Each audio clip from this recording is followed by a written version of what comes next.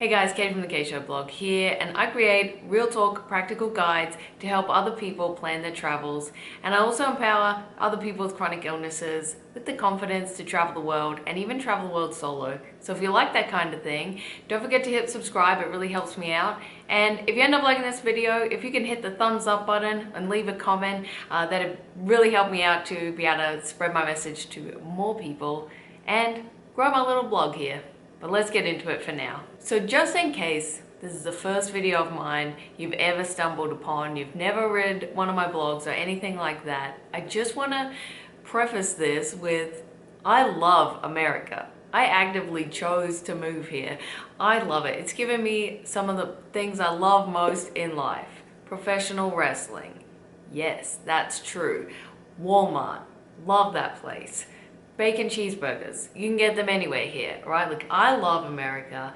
I'm on team America winning, America being the strongest, America being number one, winning everything. I will caveat that with, as soon as I said it, I thought, oh, not one thing, and that's rugby union. Because, like, I'm a half New Zealander, and I think I might just, like, spontaneously combust or something. I don't know what happens if you say anyone but the All Blacks can win the rugby union, but I'm not even gonna play with that one, all right? So All Blacks got to win the union, but apart from that, I want America to win everything, right? Like, I love America. So I was a bit nervous about making this in case people thought like I was just like anti-America and there's something like that. So these, in my little list that I put together, they're just my first impressions, right? I don't judge them at all for being right or wrong. I don't, anything negative. It's not like I hate America statement. It's just a first impression. It's just an observation.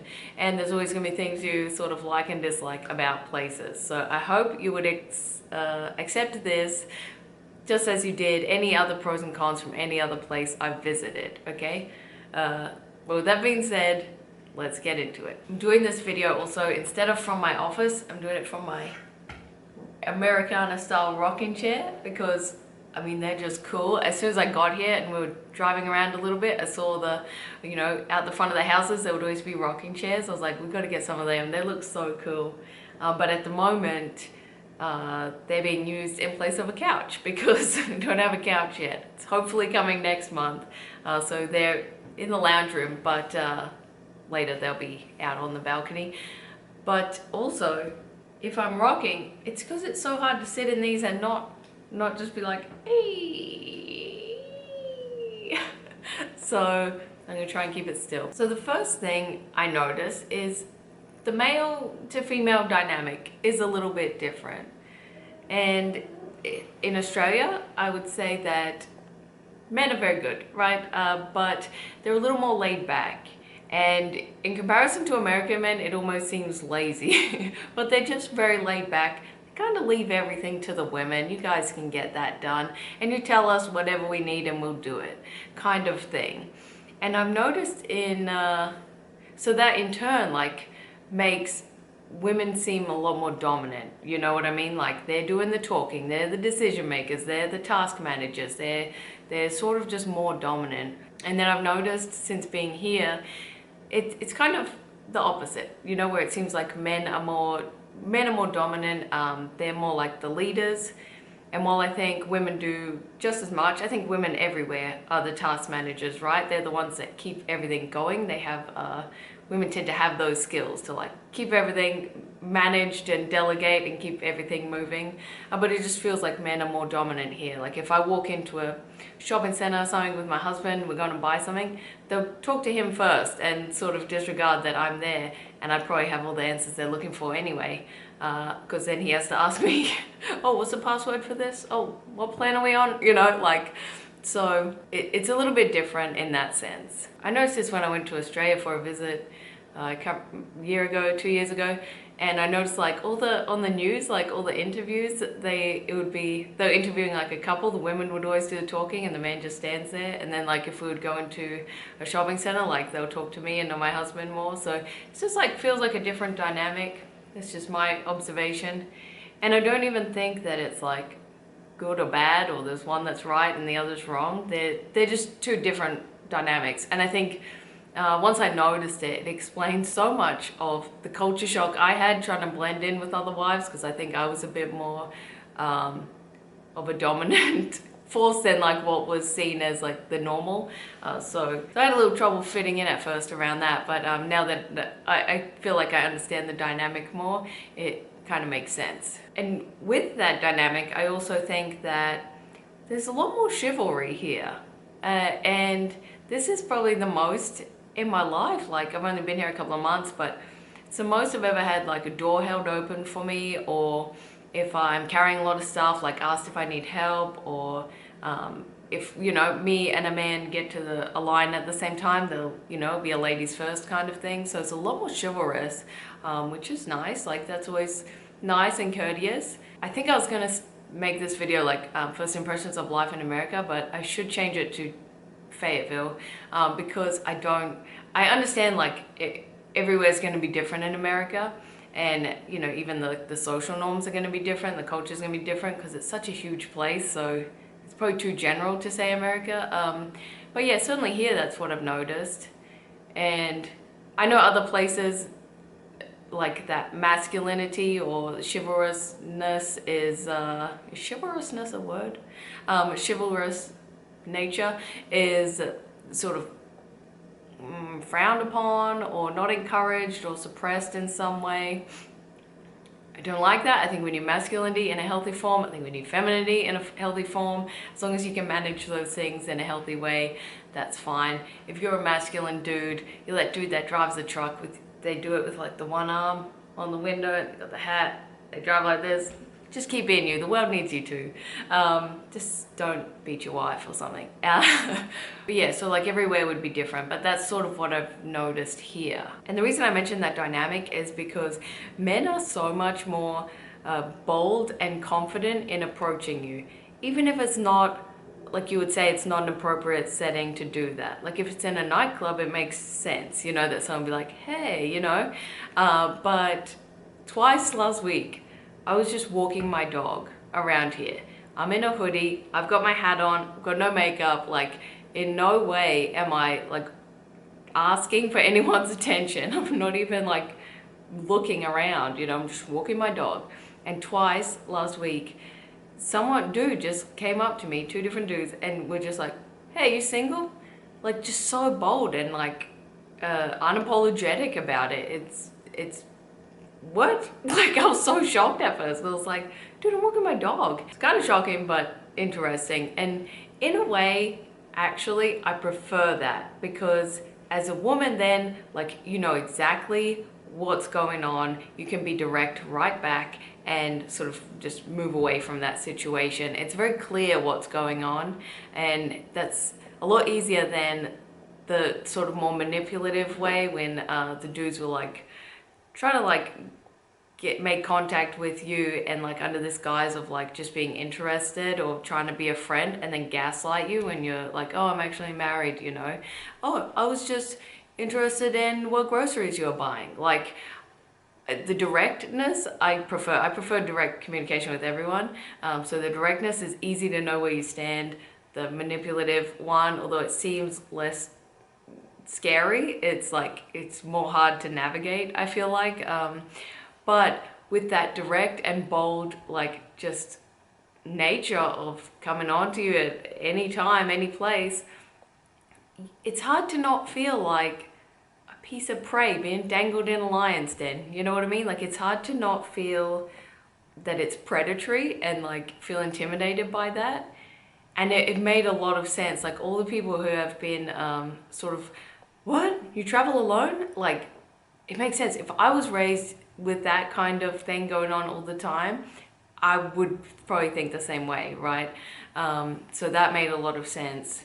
But yeah, it does feel a little bit predatory. Like now I'm even a little more like, sort of like on guard, even just walking my dog around now, because I'm like, I don't know, it just feels like being a prey, a piece of meat walking around. And I don't know, it's an interesting dynamic for sure. Okay, that was probably the longest one because it needed a lot of explanation. The rest I think are pretty quick. So the second one I had was convenience and comfort. So I think Americans live with this level of convenience and comfort that quite honestly, I think they take for granted, you know, and like central air conditioning. What a luxury that is. I have known one person that had central air conditioning in my life, and that was my grandparents.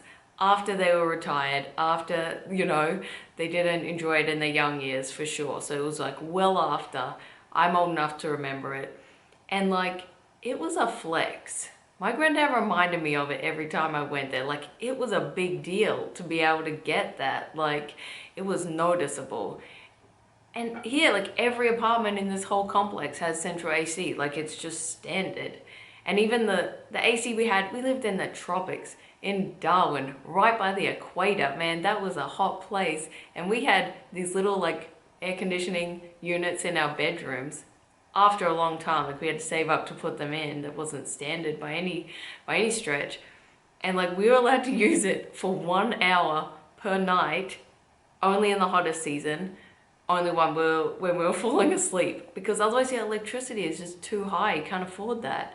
So like the fact that everyone's just been raised on standard AC is like mind-blowing to me. And just other things like casual nature of using a dryer without thinking of the electricity bill. Even outside the house, like just paying for almost anything with a card, you know, like even if it's under $1, most places like they don't care. And so yeah, using your card to pay for stuff, the drive-through, even drive-through like Starbucks, drive-through banks, drive-through everything. Just so much convenience. Things are made to be fast, keep the machine running, and just keep you're spending money and then, you know, keep everything running. It's really cool. It's really, really cool. I can see the dark side of it because, you know, a life of comfort and convenience would breed weakness, really, right? Because we need challenges to grow. We need challenges to sort of develop those calluses and get stronger. So I feel like you have to actively like either travel to get the perspective on how lucky you are, or you know, read a lot, or like do challenging things to make you uncomfortable, to, you know, remind you the blessings that come with that. But it's certainly cool. Like it's certainly very cool, and I appreciate it now. Okay, third one is questionable recycling.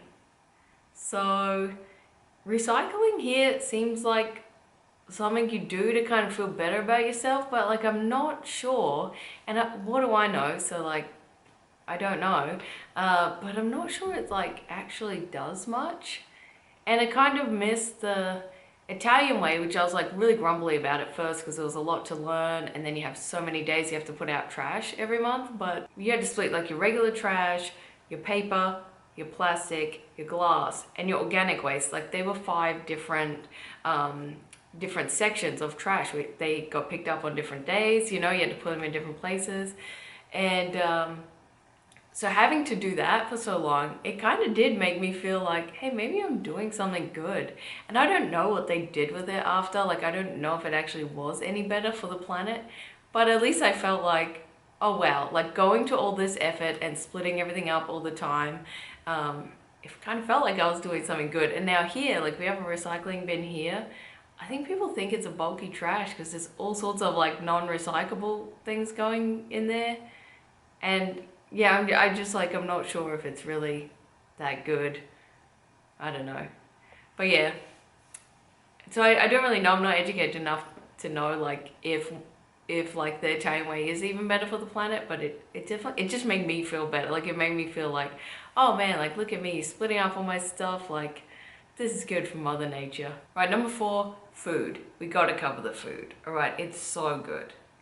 It's so good. Also, we got to talk the prices. We got to talk value. We got to talk what portion you get for the price you pay. It is amazing. Got the barbecue food. Do you like pulled pork? Because you can get it everywhere here, and it's delicious. I love coleslaw. Like there's so much coleslaw. Mac and cheese, like all that good barbecue food is amazing. And then you got your standard like junk food. Like my favorite meal ever, if I'm ever on death row, which hopefully I'm not, but if they offer me a last meal, I'm getting a bacon cheeseburger with fries and a chocolate milkshake. Like that's my favorite comfort food.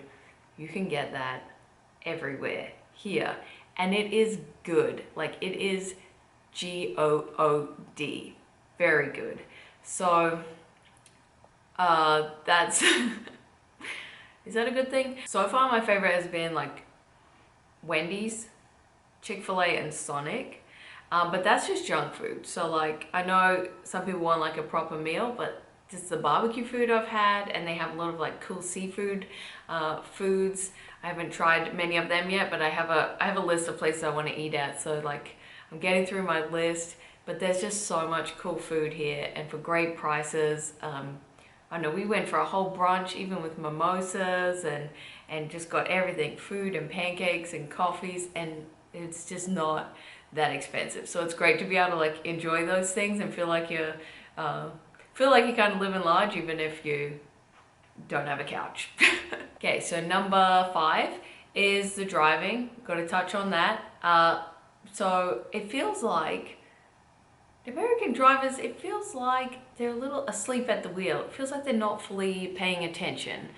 And sometimes they'll like just sit for ages in your blind spot without understanding, like, that's dangerous, man. Don't do it. To come forward or go back, but don't sit where I can't see you. And I saw this so much, and I noticed it first, like when I drove back from Charleston, and there were so many times where there's an exit coming up, and then like right at the exit, they're like, oh shit, I had to turn there. You know, like at the last minute. So is no one paying attention? Does nobody know where they're going? So I feel really confident driving here. I feel like my driving skills are good and I can keep up with everyone.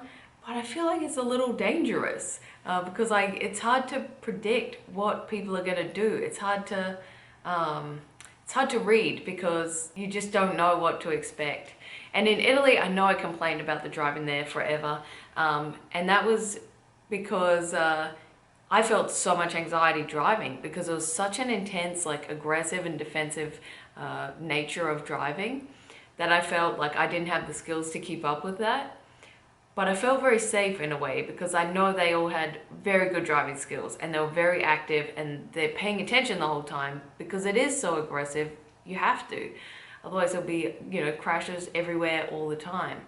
So I had that trust and I felt safe around them, but it was just like so much anxiety for me because I'm like, I don't have the skills for this.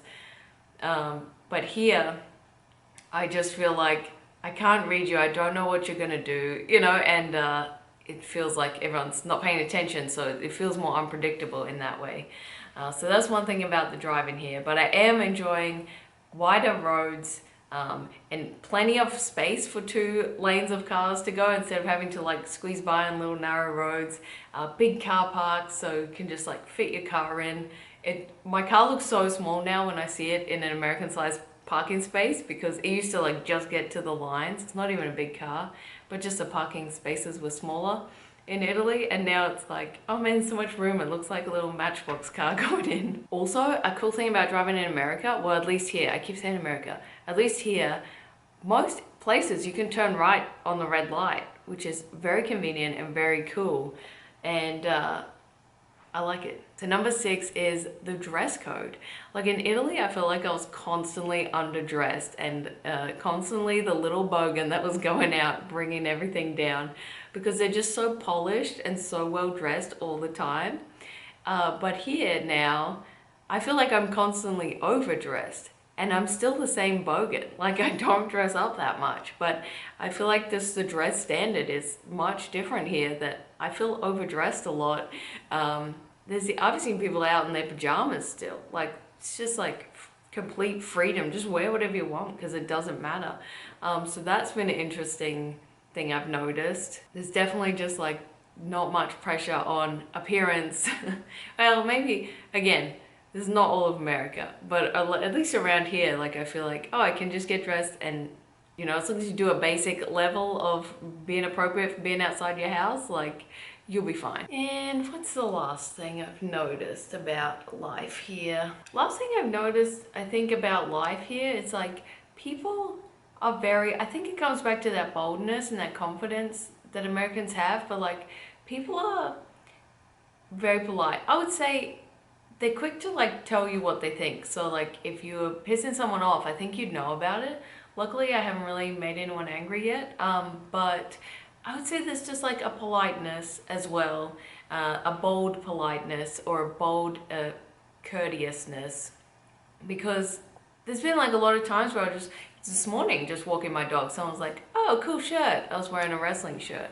And so there's that, and just other times where people have just, they're sort of like, they don't hold back on like just giving you a compliment. I think they wouldn't hold back on like insulting you as well, but I just haven't experienced that. And I've experienced a lot of like, cool shirt, or like, oh, that's a beautiful top, or just like a lot of boldness in that. Or even there's been a couple of times where we're waiting in line for something and then people just start chit-chatting about whatever they're waiting for. So it's kind of a nice, in Australia, like we have tall poppies, so like you wouldn't just boldly compliment someone unless maybe you were drunk or something, but like otherwise there's the tall poppy syndrome would stop you from wanting to elevate anyone else. But I love that about America. I've always loved that. And there is at least here, there's been a cool, I don't know if it's like a camaraderie or just niceness. I think it's just a politeness and a courtesy of people being like nice to each other. I don't know if everyone would see it that way. I think outsider perspective is always different to when you've lived there your whole life, but at least I've noticed it. I feel like when I walk around, I just feel like, oh, people are nice here. So it's not to say that people aren't nice anywhere else necessarily, but I don't know, it's a welcoming, hospitable place, and I feel like people are nice here. I don't know, that one was a bit of a ramble, but I don't know how else to say it. So that's it. That's my 7 first impressions of life in Fayetteville. Beautiful Fayetteville. Oh, the last one I would have is the weather doesn't know what to do. It's like just rolling a dice each day. Oh, will I be cold? You need a hoodie. Will I be stinking humid and your hair's gonna frizz up times 10? Oh, we'll do that today. Oh, we're gonna pour rain. Oh, we're gonna be chilly. It's just like, I can't guess what's gonna happen every day. So that's the last one I would have, bonus one. But if you have any others, pop it in the comments and I'll have a chat with you there about those. Otherwise, I will see you in the next video. Bye.